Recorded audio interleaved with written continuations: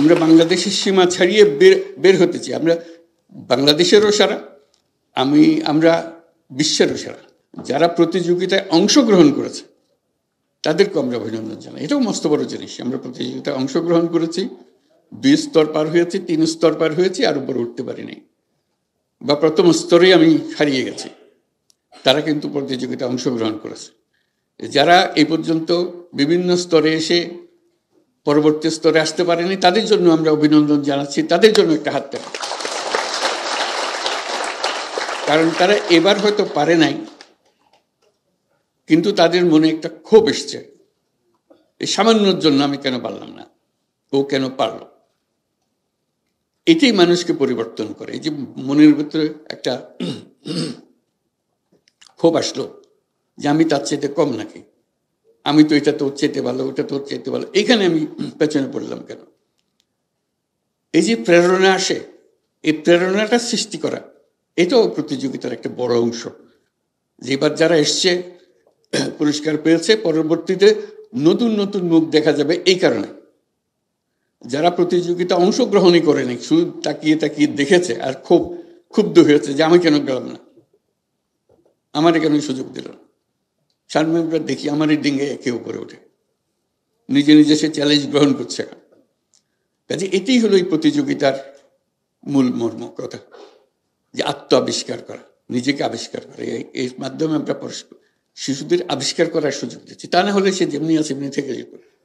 তার যে আরেকটা স্তর আছে ভেতরে লুকিয়ে আছে, সেটা কোনোদিন প্রস্ফুটিত হতো না। এটার মাধ্যমে সে প্রস্ফুটিত হয় এবং নিজেকে জানতে শেখে যে আমি তো এর চাইতে বড়, যেটুকু আমি এ পর্যন্ত জেনে এসেছিলাম তার চাইতে আমি তো আসলে বড়, ওদের চাইতে বড়, আমি সেরা, আমি অনেক কিছু করতে পারি যারা অন্যরা সেটা পারে না। আমার মধ্যে এটা আছে। তার মধ্যে উৎসাহ জাগে যে কিভাবে আমি সামনে এগিয়ে যাব। এই প্রতিযোগিতা, নতুন করে প্রতিযোগিতা আবার শুরু করার জন্য আমি মন্ত্রণালয়কে বিশেষভাবে ধন্যবাদ জানাচ্ছি, কারণ এটা খুবই গুরুত্বপূর্ণ একটা বিষয়। আমরা সরকারের পক্ষ থেকে সর্বরকম সাহায্য প্রতিযোগিতার জন্য দেওয়া সচেষ্ট থাকবো, কারণ এটাই হলো ভবিষ্যৎ। আমাদের দেশের মানুষ কিভাবে গড়ে উঠবে, কোন স্তর পর্যন্ত পৌঁছাবে, তার স্তর পার হয়ে আরো কত স্তরে যেতে পারবে, সেটা তার মানুষে ঢুকিয়ে দেওয়া, এটাই হলো তার মর্ম। কাজে এই যে প্রতিযোগিতাটা এবারে প্রথমবারের মতো করেছে, তার মধ্যে নিশ্চয়ই ভুল ত্রুটি হয়েছে, হবার কথা। এটাতে লজ্জা পাবারও কিছু নেই, অসন্তুষ্ট হওয়ারও কিছু নেই। এটা প্রস্তুতি নেবে সামনে তারও কত ভালো করা যায়, যাতে করে আরো সুন্দরভাবে, আরো যারা প্রতিভাবান লুকিয়ে আছে, যাদেরকে আমরা ছুঁইতে পারিনি, পৌঁছতে পারিনি, তাদেরকে কিভাবে পৌঁছা যায়। তো সেটা করুক। শিশু কিশোররা শুধু গাইতে পারে, নাচতে পারে, বাজনা বাজাতে পারে, এটা খুবই ভালো জিনিস, এটা প্রতিযোগিতা হওয়া অবশ্যই উচিত। এর বাইরেও অনেক কিছু পারে, সেখানে প্রতিযোগিতা হবে না কেন? শুধু একটা বিষয়ে সীমাবদ্ধ থাকবে কেন? এখান থেকে বিভিন্ন রকমের প্রতিযোগিতার মাধ্যমে বিভিন্ন দিকে ছড়িয়ে পড়বে। এক সময় এখনো হয় বোধহয় রচনা প্রতিযোগিতা হয়, এটাও একটা জিনিস হতে পারে। আমি কেমন বাংলাদেশ দেখতে চাই, এটা রচনা প্রতিযোগিতা, বা অন্য কোনো বিষয়, যে কোনো বিষয় হতে পারে, উদ্ভট বিষয় হতে পারে। হবে প্রযুক্তির প্রতিযোগিতা, এই বয়সে কে কি প্রযুক্তি প্রয়োগ করছে এবং সেটা সে নতুন একটা চমক দিচ্ছে, তার সেই প্রযুক্তিকে বুঝতে পারছে এবং সেটাকে প্রয়োগ করছে, তার জন্য প্রতিযোগিতা। কি কি জিনিস এই প্রযুক্তি, তখন স্কুলে বিভিন্ন জায়গায় শুরু হবে প্রযুক্তির প্রতিযোগিতা, কে কে আসবে। আমরা সব দিক থেকে আনতে চাই, শুধু একদিকে সীমাবদ্ধ না রেখে। এটা খুব গুরুত্বপূর্ণ বিষয়, যেটা আমরা এখন করছি। আরো গুরুত্বপূর্ণ বিষয় আছে, সেদিকে ছড়িয়ে যাওয়া। আমরা এর মধ্যে খেলাধুলাকে আনবো না কেন? এই বয়সের ছেলে মেয়েরা খেলাধুলা, তাদের একটা সিরিজ চলুক, এই খেলাধুলা থেকে সেরা হচ্ছে, কে কি করছে, কে উদ্যোক্তা হতে পারে, নতুন একটা ব্যবসার, সামাজিক ব্যবসা বা অন্য কোনো যে কোনো ব্যবসার প্রতিযোগিতা একটা ডিজাইন করেছে। যে একটা আগে স্কুল কলেজে এরকম বিজ্ঞান বিষয় হতো, একটা ছোটখাটো একটা এক্সপেরিমেন্ট দেখাতো, বিজ্ঞানের প্রতিযোগিতা। সে একটা জিনিস বার করেছে, স্কুলের এগুলো দেখলে মজা লাগতো, সুন্দর সুন্দর জিনিস। সে অনেক মন তাতে মেধা খাটিয়েছে জিনিসটা তৈরি করার জন্য, অনেকের সঙ্গে পরামর্শ করেছে, এবং এটা ক্রমে ক্রমে উপর দিকে যাওয়া দেখা যাচ্ছে। এইটাই তার মধ্যে সে মজে গেছে, এই একটা বিষয় সে পেয়ে গেছে, এটাতেই সে তার জীবন এবং তার পরবর্তী ক্ষেত্র নির্বাচন সে করে ফেলেছে এটার মাধ্যমে, যেটা করে যায়। কাজে আমি মনে করি যে এটা বিভিন্ন ক্ষেত্রে ছড়িয়ে দেওয়া, এটা মন্ত্রণালয় যেভাবে এটা করছে, সে মন্ত্রণালয় একইভাবে অন্যান্য জিনিসকেও উৎসাহিত করতে পারে। ফ্যাশন ডিজাইন মেয়েদের জন্য, ছেলেদের জন্য হতে পারে। ফ্যাশন ডিজাইন, আমি পছন্দ করি এটা করতে। সে প্রতিযোগিতা দেবো।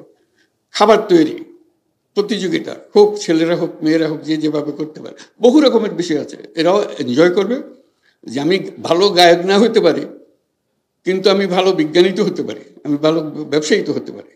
কাজে আমি যেন মনে না করি আমি তো কোনো কাজের না, আমি কোনো প্রতিযোগিতা জিতিও না, কিছু না। কিন্তু আমার মধ্যে যেটা আছে সেটা আমিও খোঁজ পাইনি কোনোদিন, কেউ খোঁজ নেওয়ার চেষ্টাও করে।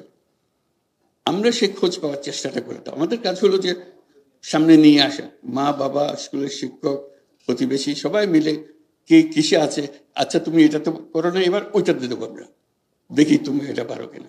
সে ফুর্তিতে যাবে, এটা কারণ জোর জবরদস্তির কিছু নেই।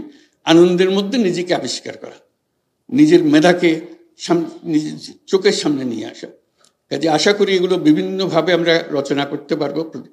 ক্রমে ক্রমে একদিনে সব হবে না, কিন্তু বৃহত্তর পরিমণ্ডলে আমার সার্বিক দিক থেকে কেউ যেন, কোনো শিশু যেন বাদ পড়ে না যায়। তার একটা না একটা প্রতিভা আছে, শুধু আমি একটা দিকে যদি মাপি অনেকে বাদ পড়ে যাব। আমি যে সব রকমের দিয়ে মাপকাঠি দিয়ে মাপি, তাহলে দেখবো যে এটা থেকে উপরে উঠে গেছে, এটাতে উপরে উঠে গেছে, সবাই মনে করবে যে আমি তো পারছি। নাটকের প্রতিযোগিতা, গল্প লেখার প্রতিযোগিতা, যে কোনো প্রতিযোগিতা অন্ত নেই। আমাদের চেষ্টা হবে যার যার প্রতিভা সে যেন বের করার সুযোগ পায় এবং তাকে আমরা সামনে নিয়ে আসতে পারি। আজকে খুব ভালো লাগলো সবাইকে দেখে, নিজের মধ্যে খুব উৎসাহ জাগলো যে বাংলাদেশের তরুণ তরুণীরা, কিশোররা এটা বহু দীর্ঘ পথ যাবার জন্য প্রস্তুত, এবং দেশের জন্য সেরা তো হবে, আন্তর্জাতিকভাবে তারা সেরা হবে। এখান থেকে তারা আন্তর্জাতিক পর্যায়ে চলে যাবে, তো সেটারও ব্যবস্থা করতে হবে। শুধু এখানে দূরে এসে থেমে গেলাম, বাংলাদেশ সেরা হলো, বাকিটা কোথায়?